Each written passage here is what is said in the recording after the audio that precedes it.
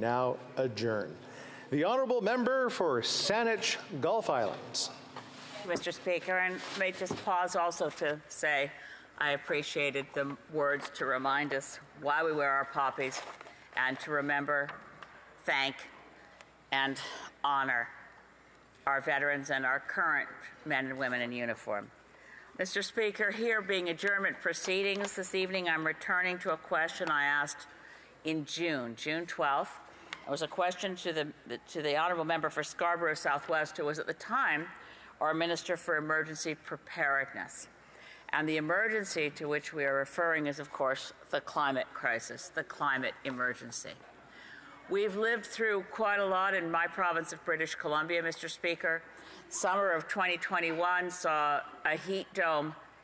In 4 days, 619 British Columbians died.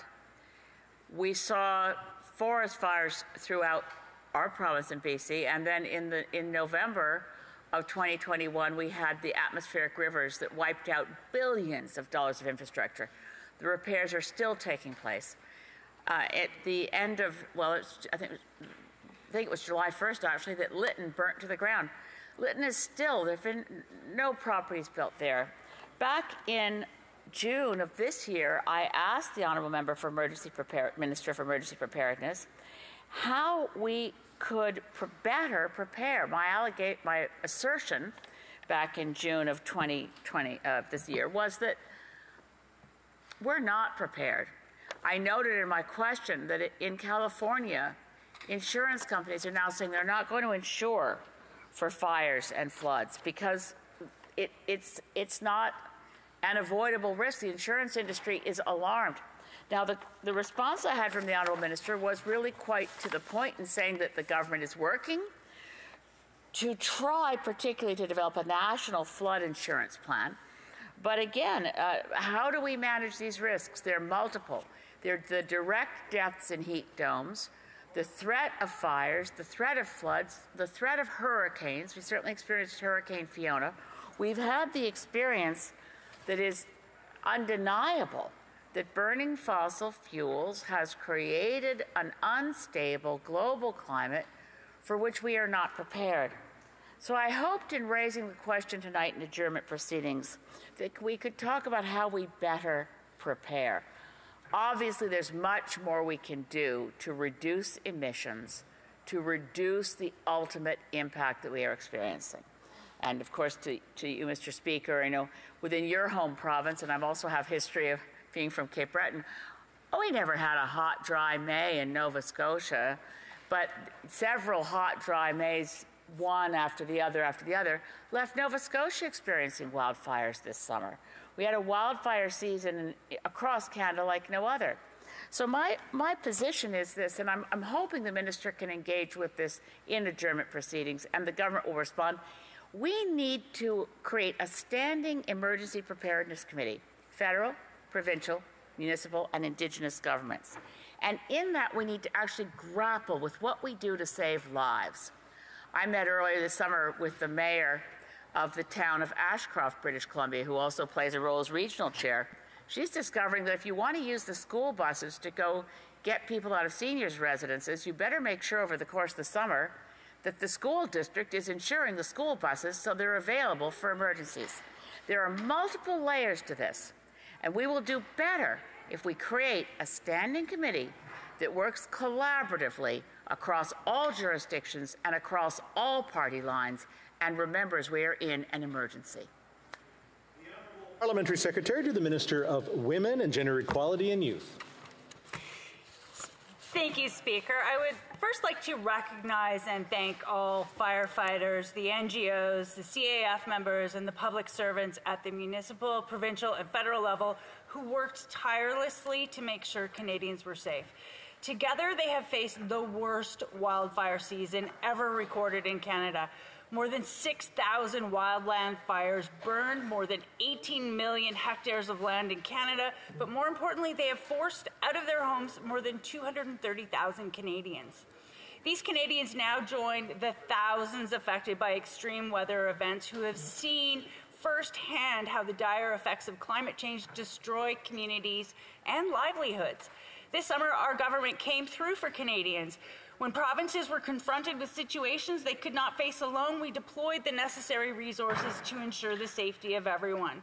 During this year's wildfire season, the Government of Canada received requests for assistance related to wildfire situations in Nova Scotia, Quebec, Alberta, Ontario, British Columbia, and the Northwest Territories. To help the provinces, we deployed the Canadian Armed Forces to assist with firefighting with on-the-ground resources and providing airlift capacity for the safe transport of evacuees. But our support involved multiple federal departments that proudly engaged in assisting Canadians, like Employment and Social Development Canada, Public Services and Procurement Canada, the RCMP, the Canadian Coast Guard, Health Canada, Parks Canada, Indigenous Services Canada, and Innovation, Science and Economic Development Canada, just to make sure all hands were on deck to help Canadians through the difficult times. Climate change is putting an ever-growing strain on the finances of Canadians, but they can rest assured that when disaster strikes, their federal government will be there for them. Through the disaster financial assistance arrangements, we can cover up to 90% of the cost of evacuation operations, restoring public works and infrastructure, as well as replacing or repairing basic, essential personal property of individuals, small businesses, and farmsteads. We know that these climate-related hazards pose significant risks to the safety of Canadians, as well as to our economy and our natural environment. We will continue to work with our provincial and territorial partners, Indigenous organizations, and non-governmental partners to strengthen Canada's ability to assess risks, mitigate the effects of disasters, prepare for them, respond to them, and recover for them. And I'd like to thank the member for her ideas on a new standing committee that I'm sure the government will consider. The honourable member for Saanich Gulf Islands. Thank you, Mr. Speaker. I'm hopeful that the Parliamentary Secretary's answer is saying we're looking at it. Let me just be clear.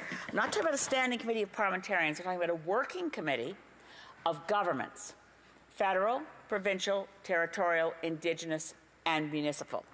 We are at risk. People will lose their lives. The current government adaptation plan, for example, has a goal that by, I think they say by 2040, no more Canadians will die in heat domes.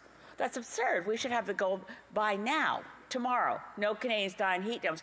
The problem is that the government's approach is that everyone needs to have air conditioning to know that people won't die in heat domes. What we need to do is know how you save lives of people who don't have air conditioning, which involves better first responders, knowing the things you can do to save lives that involve, for instance, cold showers, getting into the water. There are things we need to do that we exchange information with each other, and we need to do it now. Parliamentary Secretary. Speaker, I appreciate the experience and the knowledge from the member from Saanich Gulf Islands, and I agree that we can do more and we must do more. I would reiterate that a key part of the federal response also comes from the many NGOs we proudly support, like the Canadian Red Cross, St. John's Ambulance, the Salvation Army, and the Search and Rescue Volunteer Association of Canada.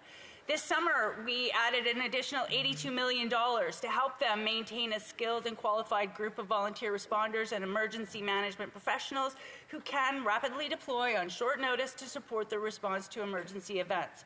This funding will enable them to recruit and train response teams, purchase equipment, and adapt their protocols and procedures to address the needs of specific communities, including vulnerable populations. The honourable member for Yorkton Melville. Thank you, Mr. Speaker.